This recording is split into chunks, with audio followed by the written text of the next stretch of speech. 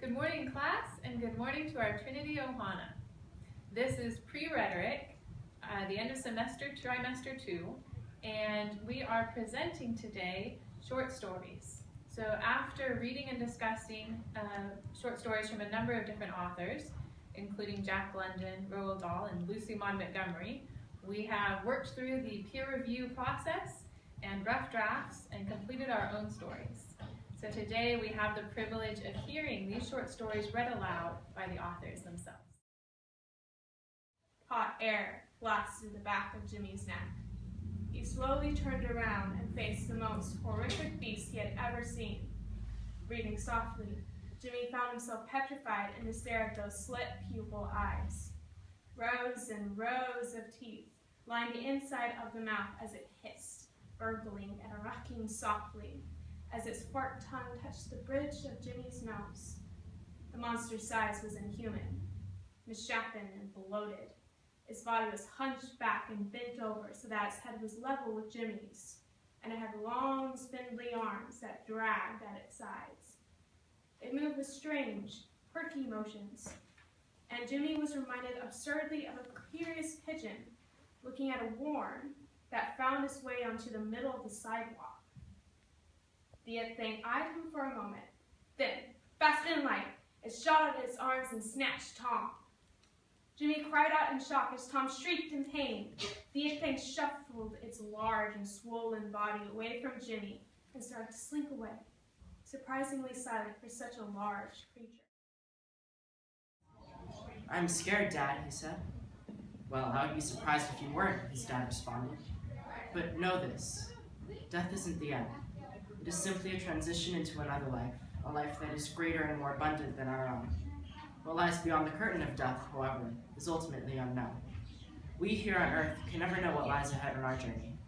So never be afraid. Throughout all the stages of life, you will never be alone." Really? Really. Aaron cherished that thought as the last 30 seconds of his life loomed upon him. He thought about what could possibly lie ahead, waiting for him after he greeted death. 15. He silently thanked all of those who were a part of his life. 10. He took a deep breath. 5. "I am not alone," he spoke out loud. 3, 2, 1. Aaron bolted upright in his bed, sweating from a restless night of sleep. It was just a nightmare, he thought. As he thought about what had just occurred in his mind, he took a moment to get his bearings. And then, with a crushing weight, he realized what today would bring. Today was his last day at the academy. Today was the day of the test. A particularly cold and crisp morning in mid-April, the kind of morning that consists of mindless actions clouded by grogginess, such as putting the orange juice in the pantry. Needless to say, I was exhausted. I'd been burning the candles at both ends for weeks, trying to meet numerous deadlines and attend to an uncountable amount of obligations. I wasn't sure if I should pray for more hours in the day or just pray for the day to end. I had been told that stress is a silent killer. However, I have found that stress screams loudly in the heart, so loud that it cancels out any shred of sanity I possess. What could a teenager possibly undergo that would cause so much stress? The short answer is school, an institution that succeeds in mentally draining its occupants. I was drafted into the United States Army. I was afraid of the unknown, of loss, even more so than after I'd lost my family. I was afraid of death, and I was far from being a mentally tough person. My track experiences made that evident. And I seem to have regressed in a way. What I had gained in terms of confidence from knowing Tim and exploring the outdoors during those fun summers seemed to slip away day by day. I headed into boot camp, but decided to try as best as I could to seem competent. I did my best to cast my doubts aside, but nonetheless, they always reappeared. For weeks, constant physical training broke me mentally and physically. These seemingly unending weeks were worse and more grueling than my year on the track team. I didn't think I could make it or serve my country proudly, and I don't think they thought so either.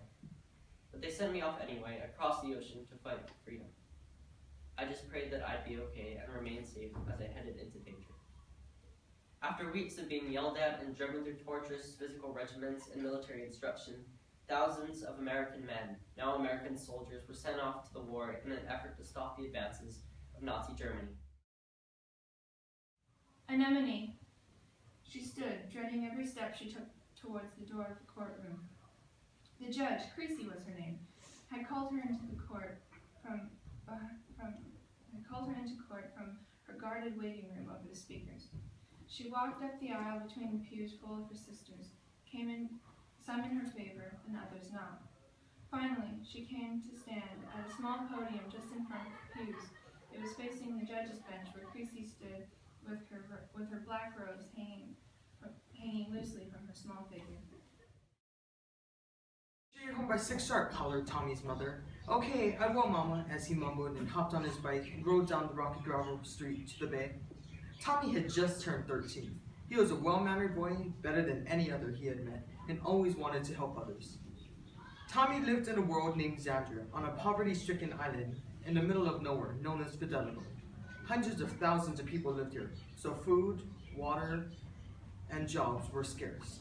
Another civilization, Circles, had everything ever wanted and needed: food, water, and money.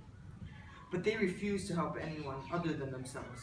They were so unwilling to help others that they killed any unwelcome intruders who trespassed. Tommy was exposed to this at an early age when his father was brutally murdered by them not even a year ago. Cat-like creature, the same color as the sky without any clouds and a purplish tint to it, came creeping past me. I decided to ignore it and return to my quest of falling asleep. Unfortunately, this cat creature wasn't particularly good at catching prey, since the creature and the flash of blonde ran past me 6 more times that night. After being awoken several times, I decided to step in, or rather, to pull out this flash of blonde. As the hurried footsteps approached yet again, I reached my arm out and grabbed the poor soul, just as the creature slinked past us. "What the heck are you doing out here, hiding in this tree?" the flash of blonde asked me in an ungrateful tone. "I could ask you the same of you, but considering I just saved your life, you might want to start by thanking me," I retorted. "Fine, I guess you're right," he admitted. "Thank you for saving my life. My name's Wright, and unfortunately I'm not always so." Your Highness, what a pleasure to meet you. We have been waiting most anxiously for your arrival. Have things been to your liking? I hope our tale hasn't given you the wrong impression. We are all here," said the new man. "Excuse me," the boy interrupted, wanting to present a long and pretentious sounding speech, and his mind still dwelling on Finlay's words earlier. "Yes, Your Highness. Who exactly are you?" "Why, I'm Alistair the Chair, Lord of Kenmure, a province south of your lordship's capital," said the haughty man. "Your Majesty, the food is ready," said Torquil, a smile still present on his face. "Why do they keep calling me Your Majesty? Don't they know how annoying it's getting?" thought the unfortunate, confused Levi. Daphne was one of the popular girls in her high school. Allow me to set the record straight before you place her into the stereotypical popular girl category. She was not a stuck-up brat who viewed herself with a high elite status. Daphne was well liked because of her kindness to others. She always tried to make people feel comfortable. One of her favorite things to do was make other people happy. Her goal every day was to bring smiles to everyone's face and brighten their days. Sometimes she would place her happiness below the happiness of others. She never wanted anyone to feel sad. She did her best to keep everyone else happy, no matter how much energy it drained from her. Indeed, you could say that she was a people pleaser. The air hinted at a slight chill, signaling the impending evening. I sat at the edge of the docks, knowing that sunset would be near. The waves ebbed and flowed, lapping at the edge of the boats. I couldn't see the edge of the lake. How vast and beautiful the world was that I had barely begun to see. Today was supposed to be a gentle conclusion to the world I lived in, but instead it had only opened the door wide to all that I had never been able to see or experience. A tear rolled down my cheek as I watched the sun slip down below the edge of the horizon. The golden rays bathed the world in a beautiful light, causing all to glow like treasure. The world really was a treasure chest just waiting to be discovered and explored. I sobbed, realizing it had taken me 7 years to realize it, and dedicated only one day to truly enjoying it. As they were finishing their last couple bites, Stephen said, "Okay, Mom, time for dessert." She replied, "Oh, no thank you, sweetie. I'm stuffed." Stephen could not think of what to do next, so he ran to the back door and yelled, "Surprise!" His mother was sure and surprised to see such a large dog laying on the back steps, and said, "Stephen, why is there a dog on the back steps?" He then told her how the dog followed her home, and he gave her a bath, and begged his mom to keep the dog.